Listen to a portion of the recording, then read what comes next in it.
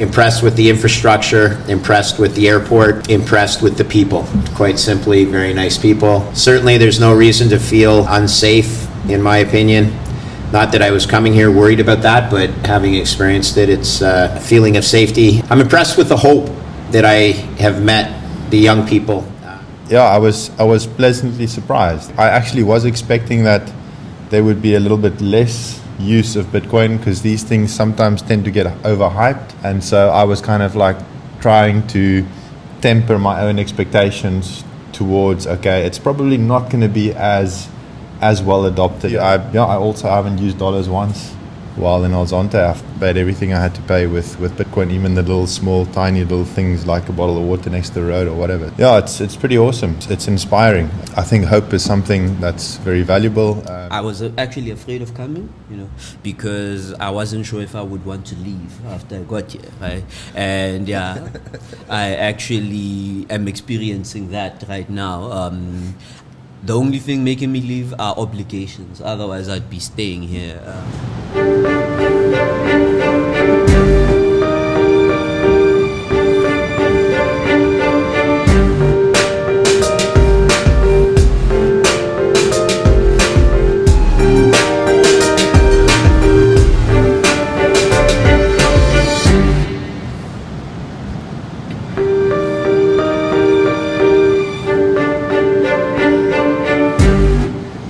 All right, we have quite the crew with us here today, live from Bitcoin Beach. We just came off the Adopting Bitcoin Conference, and I've got to say, I think it was probably the best Bitcoin conference of all time. Just amazing lineup of builders and deep thinkers in the space, and not a lot of fluff. And so obviously I'm biased. It was here in El Salvador, and so I'm obviously going to think it was one of the best ones, but just being able to spend in Bitcoin and being able to pay for the hotel room in Bitcoin. Now everybody's here in Bitcoin Beach, paying everything in Bitcoin. I haven't even touched dollars in a couple months, I don't think. So it's, well, actually when I went to Argentina, I had to touch dollars. So that was the only time. But yeah, super excited to have Greg Foss here with us today. We have Hermann from Bitcoin Ekasi, and I won't try to pronounce his last name because I'll butcher it. And then we have Kg or Kgothatso, but as I just butchered his name, from Machankura. Yeah, so I'm super excited to dive into it with them. But to get things started off, for all of them, this is their first time in El Salvador. So I want to hear what their impressions were, or what they thought it would be like in El Salvador prior to coming here, and what were some of the biggest surprises or the things that they found that were so really enjoyable while they're here. So why don't you start us off, Greg? Sure. Well, first of all, thanks for having me. It's a beautiful place right on the beach here in El Zonte. Positive surprises. Well, first of all, I'll say there were no negative surprises. So as far as surprises go, perhaps, I'm impressed with the infrastructure, impressed with the airport, impressed with the people. Quite simply, very nice people. Certainly there's no reason to feel unsafe, in my opinion. Not that I was coming here worried about that, but having experienced it, it's certainly a feeling of safety. I'm impressed with the hope that I have met the young people. I've met some of the graduates of the Mi Primera Bitcoin diploma. Certainly the conference was over the top. While there were mostly, visitors for the conference, the locals who I met at the conference, just very positive. Just that's ubiquitous amongst the Bitcoin community globally, but no difference here. So yeah, great conference.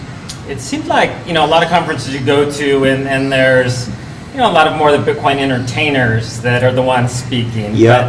But at this one, it was really the builders. I mean, people doing remarkable Crazy things. Cool. Yeah, one of the things that struck me was the adoption of the Bitcoin Beach wallet. A graph that's stuck in my head. It's not, it's acceleration, but it's parabolic acceleration. I was only on stage once, which is good, because then you get to, interact mostly with the other people that were here. So really smart devs. My macro view has been confirmed. You can see the top line growth of the economy in El Salvador, that being the GDP. But then, what was the neat thing we just mentioned in the car ride over here? You have President Bukele showing that immigration out of, so I guess it's disimmigration or whatever you call that, out of El Salvador is not even in the top 10 immigrants into the United States, whereas El Salvador in the last 3 years, if I'm not mistaken, was always in the top 3. So that indicates less of a brain drain on El Salvador and more people seeing the positive future. Hats off to the president. Yeah, no, we've seen that here in El Zonte. It used to be, that was what everybody thought they had to do, was to sneak into the U.S. illegally. A lot of good friends that I got to know here have left that way to, work in jobs that were usually below their skill level. Okay. But that was, they could make more money there, and they felt that was the only future. But now we see them, all these people from around the world are coming into El Salvador, and they're like, oh, I guess we're where the opportunity is. Let's build a business here. Yeah. Let's go to university so we're ready for all the jobs that are coming here. Some expat U.S. People that I've met down here feel exactly that way. So, yeah, that helps the economy too, because it's the reverse. It's a talent and, to an extent, money flowing into the country rather than out of the country, right? 100%. Herman, what do you think of, obviously... Greg's a surfer too, like Herman, and so being able to come to a beach town, and I don't know if you had any thoughts of El Salvador. South Africa's a long way from here, so I don't know if you even knew where El Salvador was, but love to hear what your prior impressions were and what you think now. First of all, thank you for this. This is awesome. I didn't really have too many expectations. To be honest with you, I heard about El Salvador the first time I heard about Bitcoin Beach and the project that was going on here. I had to go look on a map to find out where it is. I had a rough idea it should be somewhere in Central America, but as a separate country, I didn't really know exactly. It's not like Mexico or whatever. So I didn't have any specific negative impressions coming into this. I tried to contain my excitement coming here because I was very excited to come to a place where Bitcoin is, obviously more widespread than anywhere else. I was pleasantly surprised. I to be honest with you, I actually was expecting that there would be a little bit less use of Bitcoin because these things sometimes tend to get overhyped, and so I was kind of like trying to temper my own expectations towards, okay, it's probably not going to be as well adopted as Bitcoiners always, not always, but sometimes. And to be honest with you, I also haven't used dollars once while in El Zonte. I've paid everything I had to pay with Bitcoin, even the little small tiny little things like a bottle of water next to the road or whatever. So it's pretty awesome. It's inspiring. I think hope is something that's very valuable. Compared to our situation, we have a situation in South Africa where people are leaving as soon as they can. Anyone that can afford to is at least thinking about it.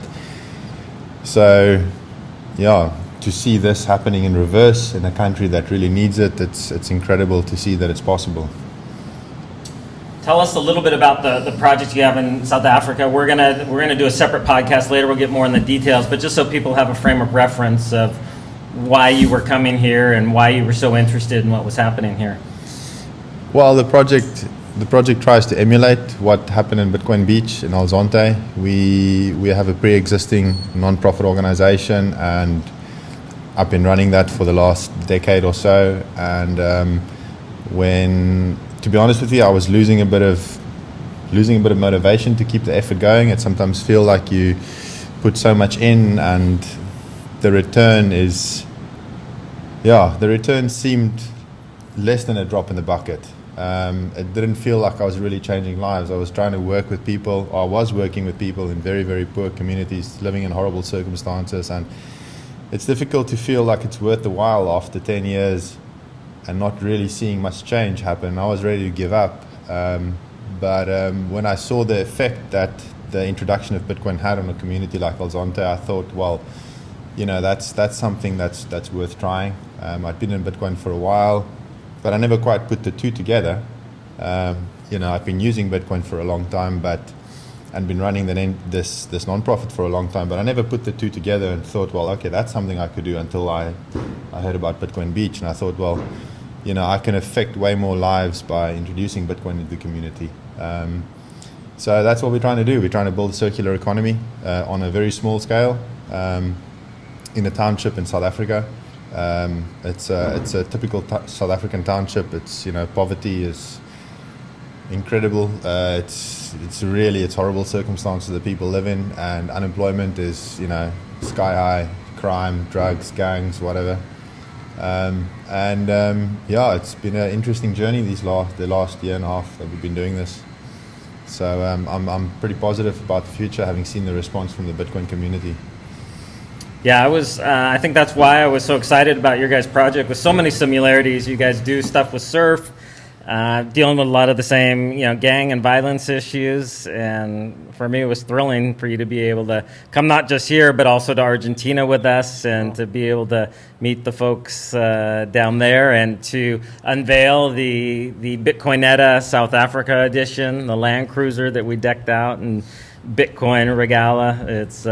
That was super fun. Yeah. And then, ironically, I didn't meet KG through you, but you guys have worked together some in South Africa. He's helped you guys with the projects, and this guy just blows me away. You and I have talked a little bit. We're not, well, you're much more tech person than I am, but I'm definitely not a tech person.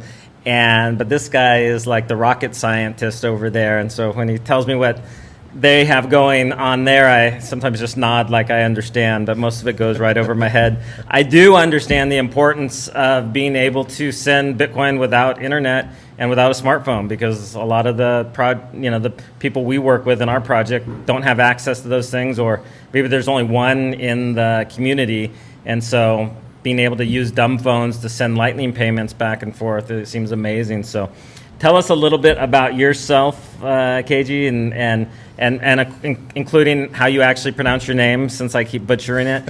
And tell us a little bit about the exciting project you have going on. So I'm Kgothatso Ngako, and I'm from South Africa. Flew in with Hermann actually on the same flights. Was it like 30 hours or something you guys were? I wasn't even counting. No, it was more. More. Yeah, so the project I'm working on is effectively a way for people without internet-connected devices to send and receive Bitcoin, right? And it is working on a USSD interface, which is the same interface that mobile money uses in Africa.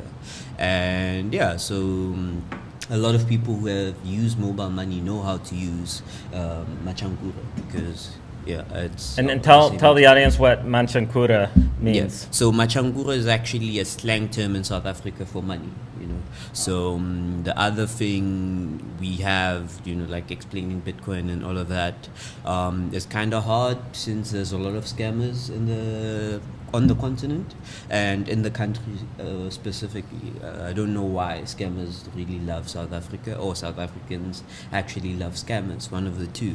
And so it's hard to explain Bitcoin, since the scammers got there first, right? So just giving them a tool to legitimately use Bitcoin helps against the scammers. But the other project I started working with Hermann on was collaborating with him on was a translation project, right? Since they are down in Mossel Bay, the Joe Slovo township, right? There's a Xhosa speaking township, and in my head I'm like, okay, cool. There's a lot of great English literature on the topic of Bitcoin, but for us to bring that literature in our communities, it has to be translated, right? So I started that in like 2018.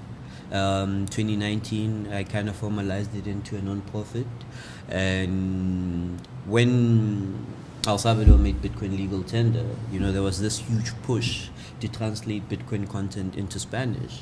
And I was like, that is why this project exists. Like when the time comes for people to adopt Bitcoin, who will be translating all that content? So yeah, I'm kind of growing this community of translators, and yeah, in the next 6 months or in the next year, we're going to be doing quite a lot of work on that front. So you must be like 60 years old since you've already accomplished all these things. I'm halfway there. So I'm 29 years old. Yeah, actually, to the point everyone was making, on my way to El Salvador, expectations and reality.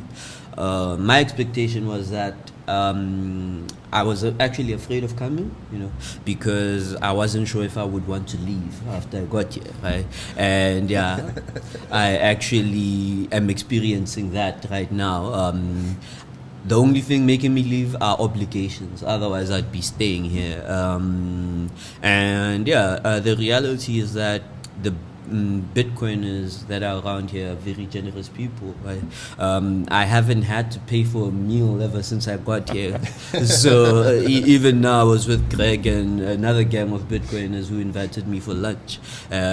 Before them, I was with Jeremy from Swan having breakfast, right? So I don't know what's for dinner, but chances are I'm not going to pay for it. So I'll be tipping on my way out just to get rid of the sats that I brought here. So yeah, but Bitcoiners are quite generous people. Yeah, I think I've enjoyed El Zonte a lot more because of that, with your hospitality and everyone else's. So yeah. How did you find the conference and the other builders and stuff there? Did you make a lot of good connections? And that's all I've been doing. Right? So we were in Argentina before this for La BitConf. It was a great conference, a lot of people in attendance. But for me, it was a practice run for El Zonte, because almost everyone in attendance at Adopting Bitcoin was working on a very interesting project, or looking to start working on an interesting project. So yeah, and for me, I felt the energy 1 hour after arriving in San Salvador. I was like, okay, this feels a little different. I'm going to need to go sleep, because the week ahead is going to be action-packed, right? And yeah, good thing I did sleep, because otherwise I would have been flat out of my social battery a long time ago. And yeah. were you surprised at how interested everybody has been in what you're doing there? I mean, this guy is like the rock star. We showed up in Argentina, and we were on some boat before. It was like the pre-speakers dinner, and Elizabeth Stark rushes up to me. I thought she was excited to see me, and she's like, "Hey, I heard the guy from Machankura is with you." I'm like, "Hey, it's great to see you, Elizabeth."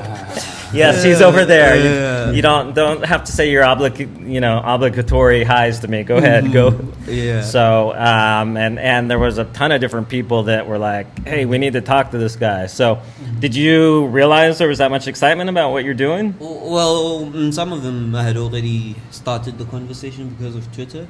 Like Elizabeth, I've had a few conversations with her and her team, but others kind of knew of the project but didn't know who I was. And I felt that more at Adopting Bitcoin, because a lot of the speakers, I've had conversations with them via the DMs, and I also didn't know that I was talking with them. One guy being Zlock, I think from Switzerland, he has a think tank, and I saw his talk, and I was like, that is the talk I came here to see, from an ideology perspective. And I went to my DMs and realized, I was having a conversation with him in September.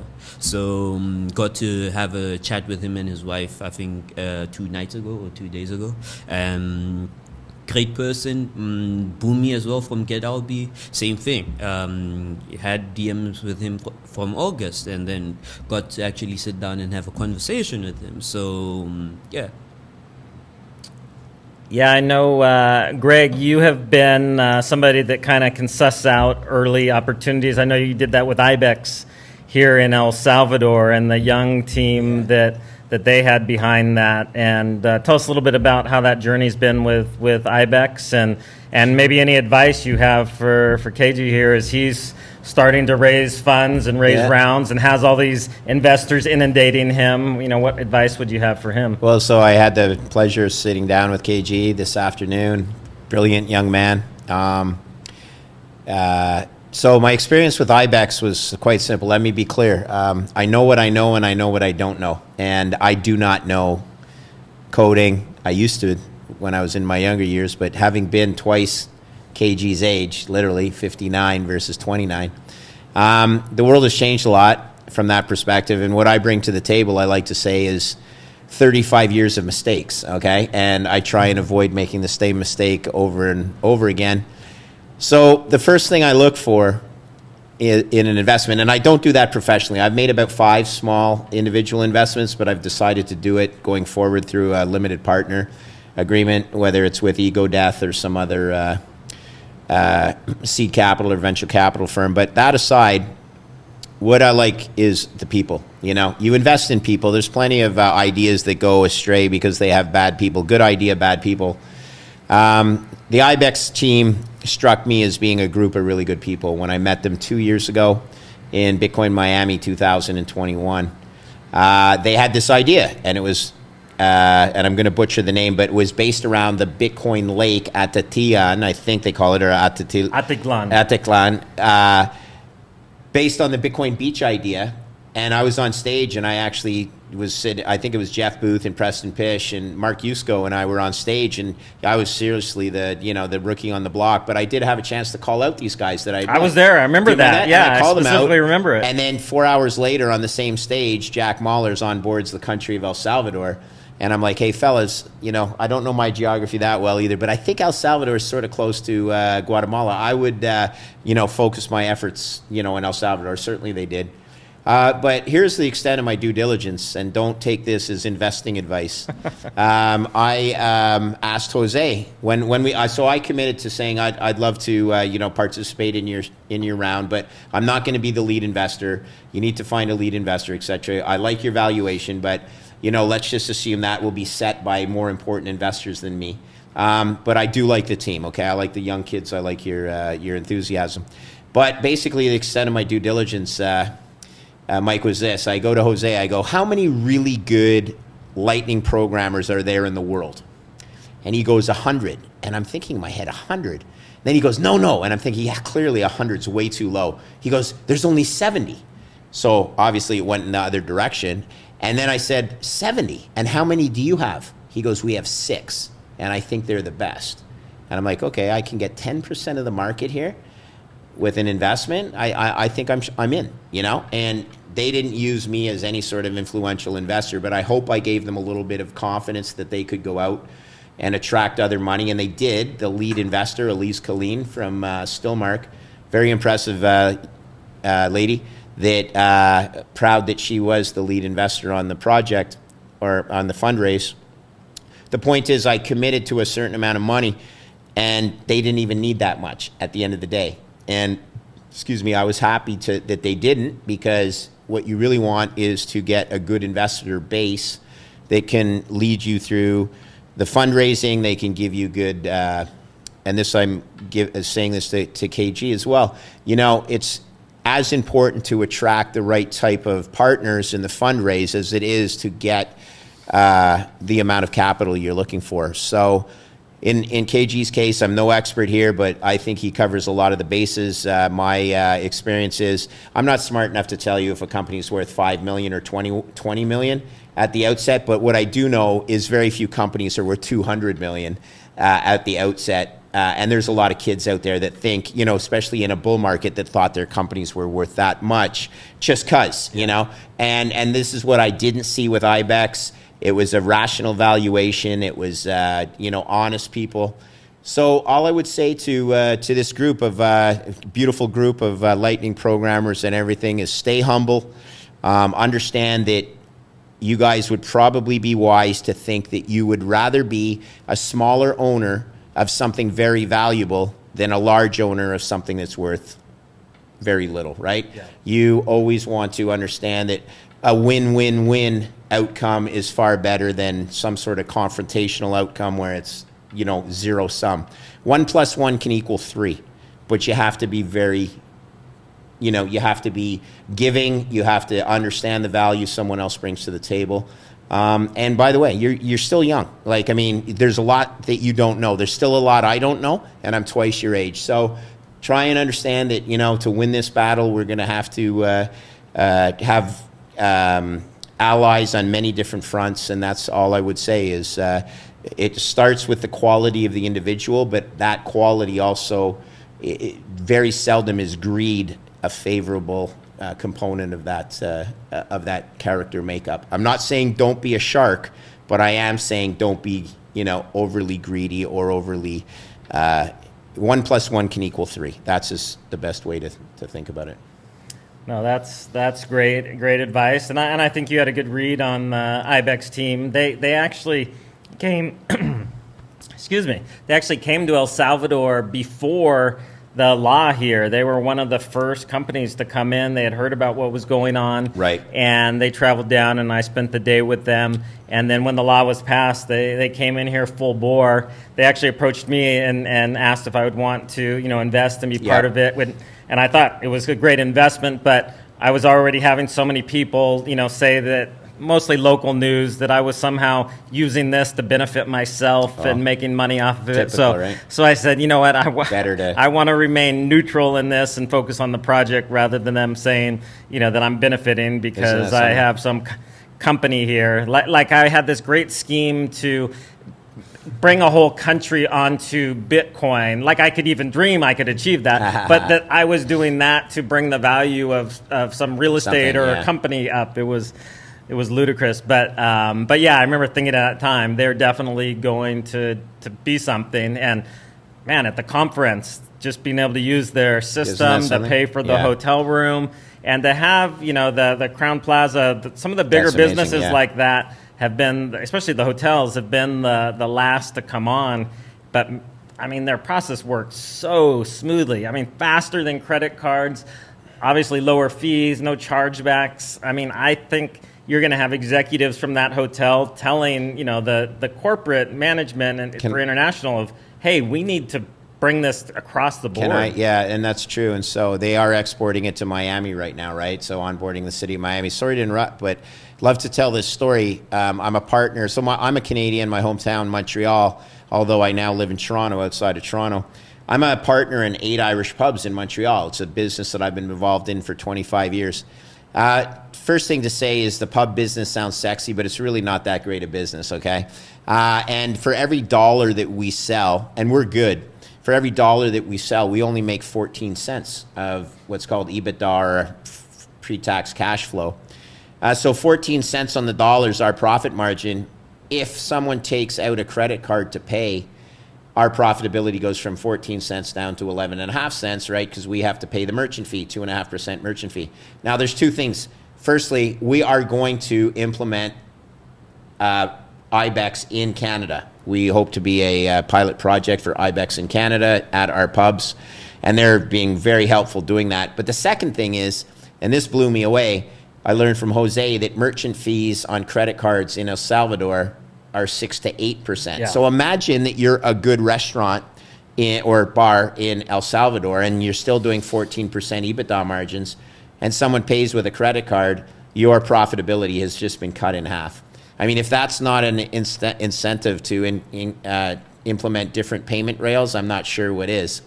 But this is why I'm excited for El Salvador.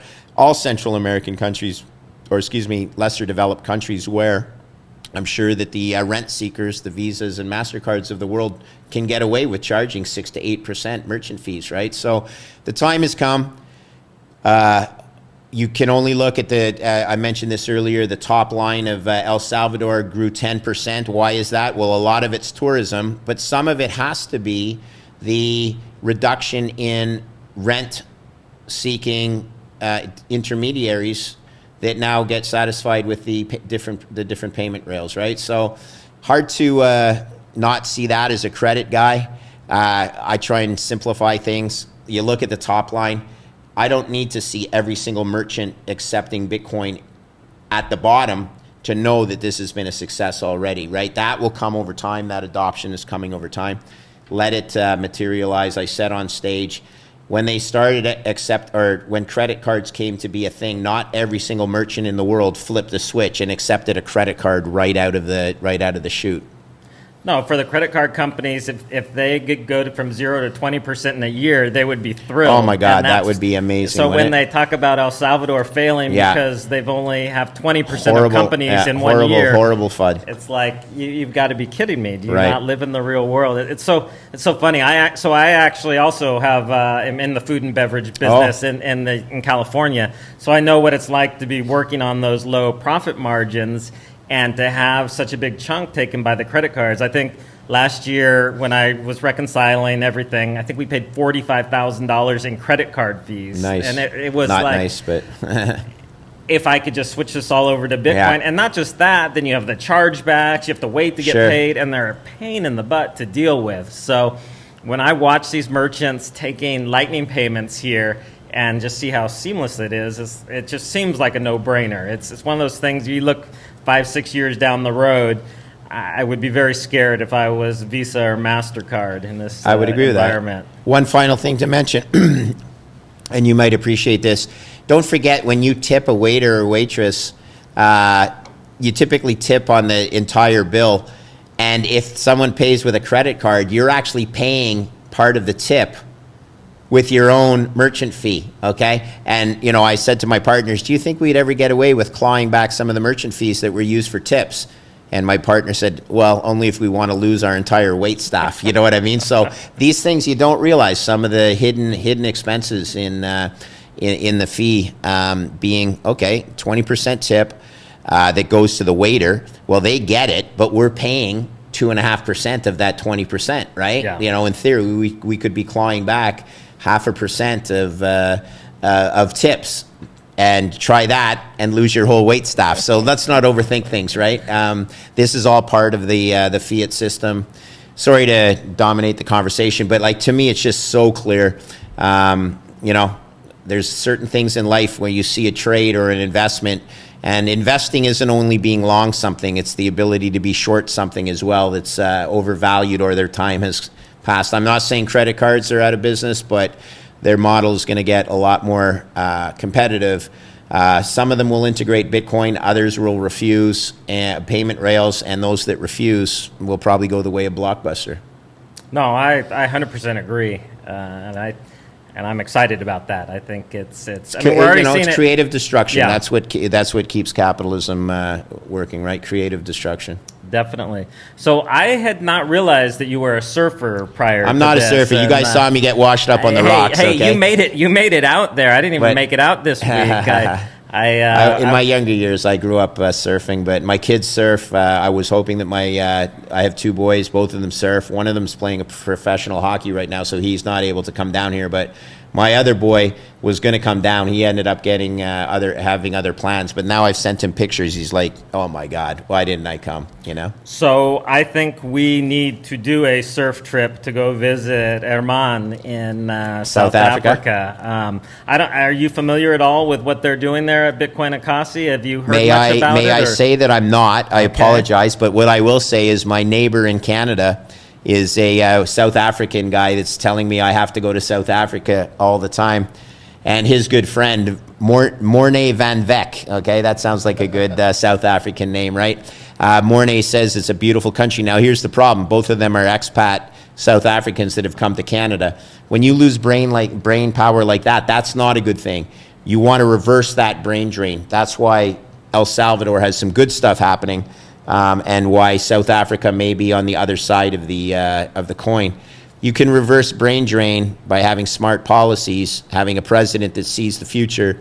If Bitcoin helps that happen, that's how life is supposed to solve some of these, ebbs and flows. No, I'm excited about doing a trip to South Africa. So maybe we need to get some Bitcoiners to. It's a little bit of a flight over there, but it looks just beautiful and amazing. Sure does. and they've somehow gotten their major supermarkets there to start accepting Bitcoin. Oh, I saw that, and right. I think they're doing it more flawlessly than they have here in El Salvador. What's So- that thing you have? It's that meat called Well, it wasn't actually biltong or Biltong, yeah. It wasn't actually us though. It's a company that is run by a good friend of mine. Oh, really? He's been in Bitcoin for ages. We just helped with the testing.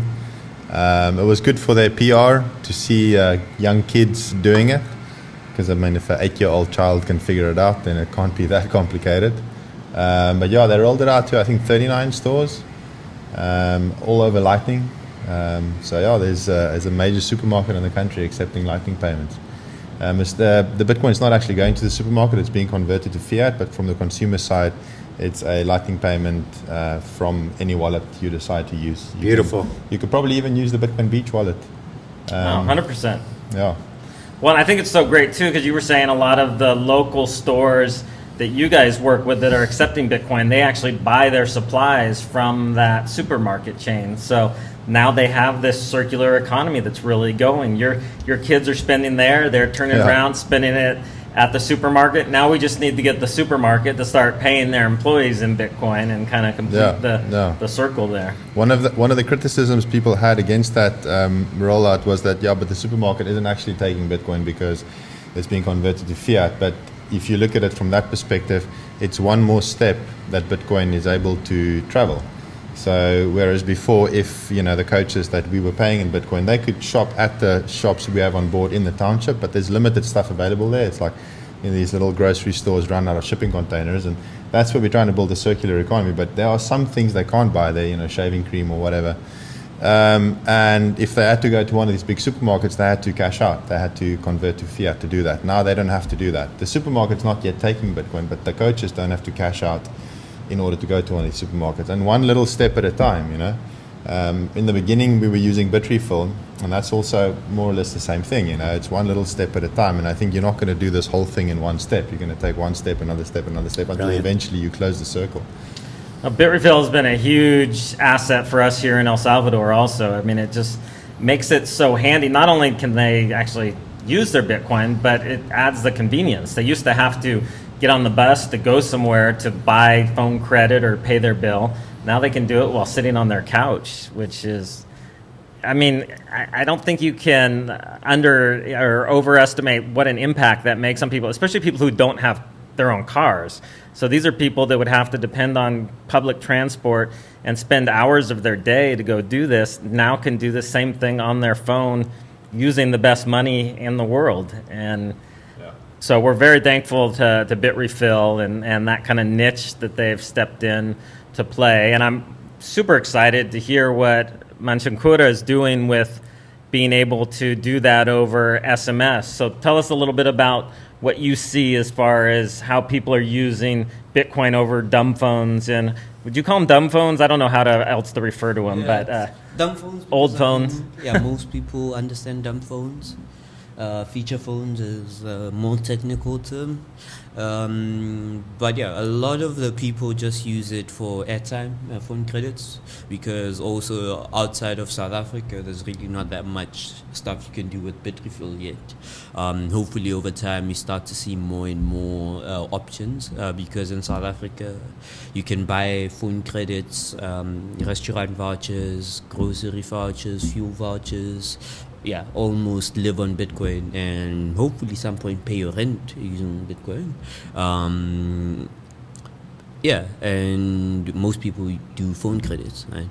And not to derail the topic, but I found it interesting when Greg was talking about his question to the IBEX founder of how many Lightning developers he thought they were there. Because another friend of mine, Lucas, was asking me how many Bitcoiners I think are there in the world, and my answer to Lucas was 300, right? So I think the IBEX founders answer for 70 Lightning developers kind of correlates to there being like at most 300 Bitcoiners in the world, right? I wonder if he thinks we would qualify of those. I'm thinking maybe not. But my reasoning for it is seeing what Bitcoiners are doing around the world. What you guys did with Bitcoin Beach, what Bukele did with Bitcoin Law, what Hermann did with Bitcoin Ekasi, the Bitrefill guys, IBEX, so on and so forth. And I'm like, if there were more Bitcoiners, why would hyper Bitcoinization not have happened already, right? Because the ones that we are seeing, the ones we are talking about, are already doing very incredible things from an adoption perspective. The only logical answer for me is there's just not enough, So if we ever get over 300 Bitcoiners, then hyper Bitcoinization is something that could happen, like maybe in a month or in a week. But yeah, so that's how I felt about it. Well, I'm glad we made the cut there. Yeah, I don't think well, so. That 300, there's no way I'm in there. I'm not in there at 300. Well, but, I'm not the guy. Who's Leonidas? I'm not Leonidas, so whoever Leonidas is in Bitcoin will determine who is part of the 300. So, yeah. So what has surprised you about the way people are using Bitcoin in El Salvador versus how you see it being used in South Africa? Okay. Let me... I bought one of these snacks, I think plantain. Plantains? Yeah. From a lady on the street yesterday, right? Obviously, she overcharged me. Right? I think it was supposed to be $1, but then she was like, Bitcoin at $1.5, right? The other thing she did is not put an amount in the invoice. And then I was like, a smart lady. She wants me to pay more than the actual quoted price. So I found that quite interesting, that she could understand that, Bitcoiners are generous. So if you leave them the option to actually pay more than just the quoted amount, they will most likely pay that. But the difference between, we don't have many people using Bitcoin by themselves, right? So there's the Bitcoin Ekasi crew, the surfing coaches, and outside of them, it's still a very young field, right? And also outside the Bitrefill guys who actually live on Bitcoin, because I think they get paid in Bitcoin, but I might be wrong. They would just do the vouchers and pay using the vouchers. So we haven't had the experience of actually paying directly with Bitcoin. So that has been one of the major differences. I know that you had mentioned before, Hermann, that you had kind of watched what the team at Bitcoin Beach was doing and have thought, hey, we could replicate, a lot of those things. Having come here now and been to Hope House and spending time with Roman and Jorge and Irvin and all the team there, do you feel more hopeful about what you guys are going to do, or less hopeful, or what's kind of your impression after seeing where things are going here? And do you still feel like the projects have a lot of similarities? I think obviously being here and seeing things in person has given me a much better understanding, especially meeting the people. It was interesting to get to know their personalities and see where all of them fit in. I think I understand the differences better. I always knew there must be differences. Of course, it's two different countries on two different continents. I think I understand the differences better and how to approach things. Having seen the way you guys do things here, how we can adapt that. The differences have just become better understood, whereas before I wasn't quite sure what it's going to be like. I knew I'd probably encounter a situation here where things are a little bit more integrated, where in South Africa you've got this hangover from the previous regime where apartheid segregated people, heavily segregated people, and we're still dealing with that. And that segregation is going to make it it's going to make it different to build this sort of community, and that's something that we'll have to figure out how to deal with. It's not the kind of situation where tourists are going to flow through the community that we're trying to build. We're going to have to find ways to attract people, because generally people avoid the area that we operate in, even locals. That's one of the, and I sort of knew that was probably what I would find. But now that I've seen it, that's one of the big differences. I think I have a better understanding how to approach that. But yeah, it's been an absolute privilege to see what you guys have built here, what you've created, and to see the team. It's like, and for me as well, I just have to emphasize again that I'm just the guy sitting here telling the story. There's a lot of people who make this happen with me. For example, the Pick and Pay stuff went all viral, but it's not us. There's a company in South Africa behind that. They're called Crypto Convert, and they've done amazing things. The project, as much as it inspired by Bitcoin Beach, there was a little spark that someone lit under my ass to get me off the ground. I was sitting with this idea, and they were like, "Yeah, man, come on, you got to do it. And I was like, "Yeah, I don't know if I can." Bitcoin Beach they did it, but I don't know. And these guys run a Bitcoin only straight to self custody exchange in South Africa, and like little things like that is basically what helps us. I'm just the guy telling the story. I don't actually do. I do a lot. I work my ass off, but I'm not the only one responsible for it. But hopefully I can take this back and transfer this experience as much as possible to the guys helping me, and I can, as far as possible, I really want to see this happen in South Africa. I don't know how we're going to do it, but if you'd asked me 2 years ago how we'd get where we are now, I also wouldn't have been able to tell you how we're going to do that. So we'll find a way. I cannot wait to get over there and actually be on the ground and see the project. The pictures look amazing. The team there looks amazing.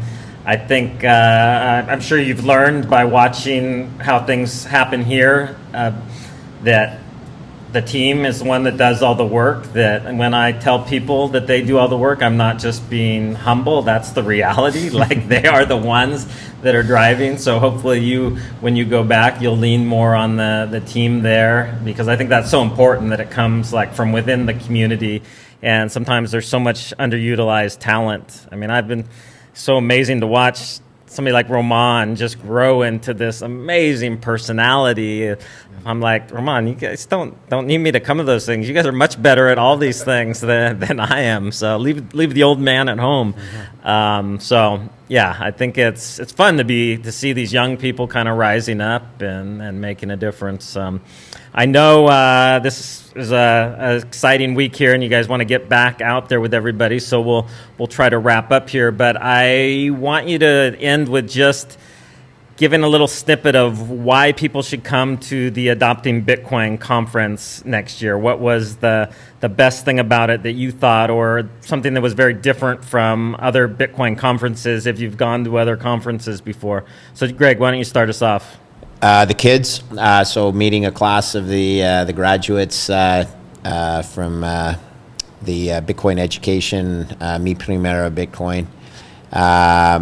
It's all about the kids. That's one of my hashtags that I love to use. So there was a young lady that was on stage, 11-year-old Samantha, that was Ben DeWall's. Perhaps I'm getting his name wrong or whatever, but she was on stage, meeting guys like KG, meeting those young graduates. I asked them, there was 6 of them. They were, 15 and 16 years old. This was just attending the conference. This wasn't even at the diploma presentation. They took it upon themselves to come to the conference to learn, right? The amount of business that is conducted in, or the idea exchange that is conducted in person is impressive. Seeing Obi talking to KG today, we were just hanging out with a group, seeing the IBEX guys thinking... How much of what they're saying did you actually understand? Zero. Let's be honest, but that's okay. When I hear but them seeing talking, it, I'm like... No, look, hey, I forgot to say this. I grew up when I had a rotary dial phone, okay? And so the amount of computing power in this phone here on my iPhone is more than the computing power than put 2 men on the moon in 1967 or 69. I guess it was 69. When I was alive, I still remember very vividly the black and white television that was flickering with the 2 men on the moon. There was more computing power in this phone than at NASA to put those 2 men on the moon. And the kids are growing up with this. Well, look, I grew up with a rotary dial phone. It's coming. It's not going to happen because of you and me adopting the technology or designing the technology. It's going to be because of the young kids. Designing, being comfortable with it. When I have a problem with my iPhone, I don't try and fix it. I just give it to my kids. Like, can you please figure out what's wrong with my iPhone, right? Like, it's that simple. Why should I waste my time trying to figure it out? I don't have any natural instinct as to how it should work. Whereas kids are like, oh, you should always find this. Oh, look at that. It is right where it should be, this little settings, right? Like, it's just natural for them. So I don't get involved where I know zero. I've been very good at, I have an expression, it's a trading expression, but don't try and get between the wall and the wallpaper, right? Like, just know where you belong. And so that's what I was very impressed with, the amount of business where you can just see people have a natural understanding, and they're not hiding, or I shouldn't say hiding, they're not an avatar, they're real people. You're touching somebody real rather than having a conversation with an avatar, or a person that tends to want to keep their identity somewhat under the radar. I don't have a problem with that. I mean, sometimes it gets me into trouble, but at the end of the day, I just want to see this succeed for my 3 children, my 3 kids, but also for the other kids of the world. That's what we have to do. And Hermann, what would you say to people that are, on the fence about coming to the conference next year? What was something that was truly amazing for you? I think the best reason to come is because it's in El Salvador. It's it's in Bitcoin country. I think. Sometimes I get a bit sentimental, but I could feel the hope coming into a country where people were looking towards the future and realistically expecting something better. There's not many places in the world where you can go and say that of the expectation of people, and it felt like maybe it was just me, but that's what it felt like walking in here. It could have been my own expectations, it's and having spent time with people who are from here, like people like Roman and Paco and the other Bitcoin Beach crew, and I try to spend as much time with them as possible, and I could see that they really expect something better from the future, and that gives me a lot of hope, and I think it's worth it to come to a place where that is the reality on the ground. KG? Mm-hmm. So why I think people should come to El Salvador adopting Bitcoin next year is basically ideology. I think a lot of people that came this year had a lot of the right ideology, and ideology is kind of hard to find in the space. In South Africa, one of the bigger Bitcoin exchanges has lost the ideology, right? And it was sad for me to witness because that was one of my favorite exchanges. But when I was here, I met a lot of people with great ideology, and one of them even put it in their name. I think Toragos Dev, is that the name of the bird? Can you help me pronounce it? Yeah. You pronounce it better than I do, of course. So. Yeah, so from what I've been told, this bird dies in captivity.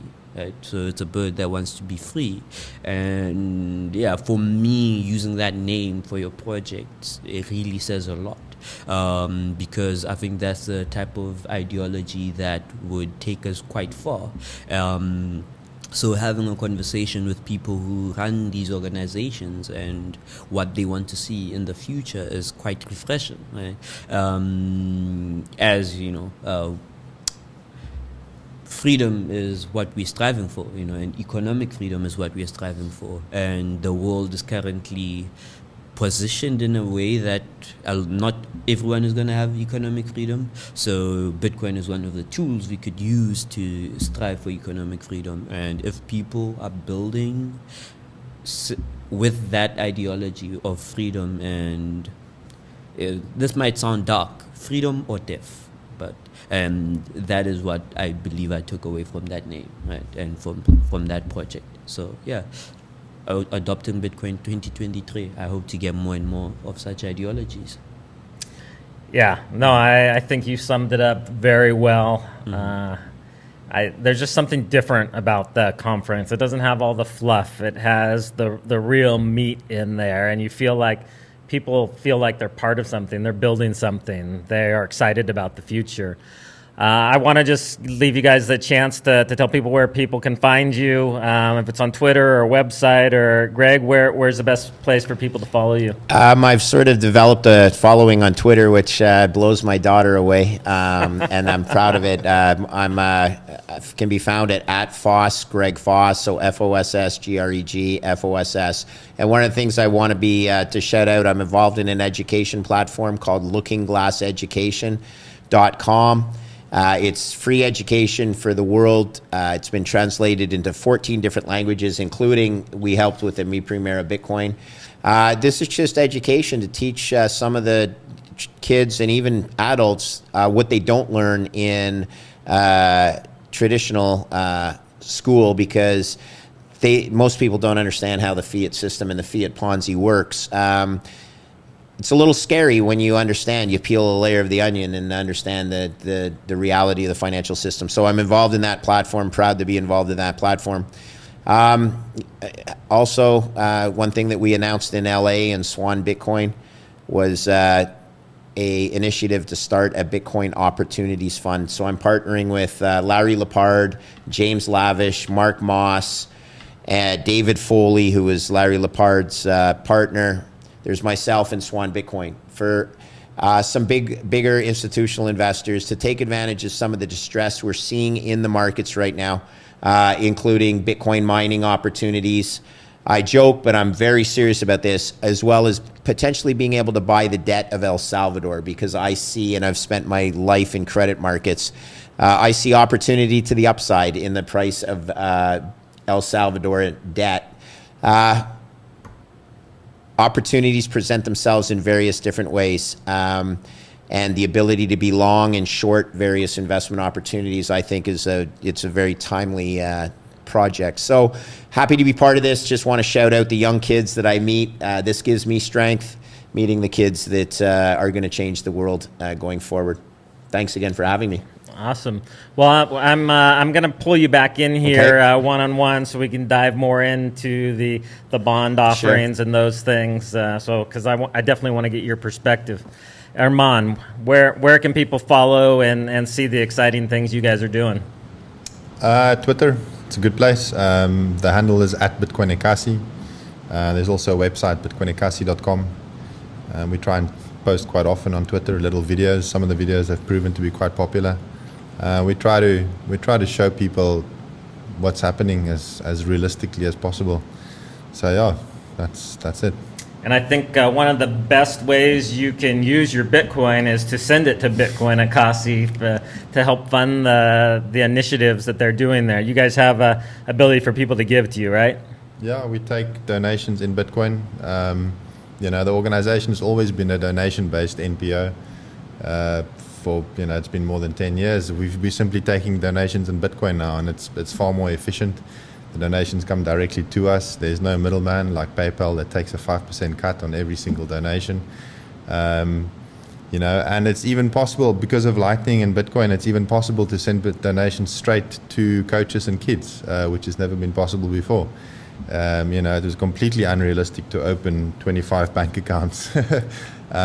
Whereas today we can do that within 10 minutes. So it's really exciting to be able to see and witness that flow of, it's a flow of money, but it's a flow of the, creativity and connection and support that's enabled by Bitcoin and Lightning. Your guys' Twitter account, you guys post some amazing videos. I mean, whenever I go on Twitter, it's one of the first things I look at to what's new happening there. So if you're not following them yet, make sure you give Bitcoin Ekasi a follow. What about you, KG? So for me, the website is 833.mobi. To all the people who are having a hard time remembering machankura.com. Right, but yeah, so it's 833.mobi, which is the default Bitcoin port.mobi. Yeah, the Twitter account is Machankura8333, and I'll be there talking with Hermann quite a lot. The other project we're working on is Exonumia, which is a translation project. We have like translations in 10 African countries, well more because some of these languages are spoken in multiple countries, but 10 different languages in 10 different countries. And the website for that is exonumia.africa. If you'd like to see some of these translations, go there. For Swahili, Zulu, we have layered money in Zulu, Shona, and Arabic, yes. And yeah, so we should be adding Swahili for that soon. I saw the first chapter just got translated into Swahili, hoping it will get published soon. And the Twitter page for that is Exonumia Africa. And yeah, to all people who would want to translate Bitcoin literature into African languages, reach out to that account and we will happily work with you. If you just need translators as well, I'll put you in touch with the translators, or go to the website. You will see the translators' names on each and every page. Yeah, that's pretty much it. Well, this has been just an amazing group. I mean, honestly, it's just an honor to sit here with you guys. And this was just a taste. I know there's so much more to say, so that's why I'm going to bring each of you back on so that we can go deeper. But thank you for being here. Thanks for being in El Salvador. And thanks for sharing this podcast with us. Awesome. All right. Thank you. Thank you.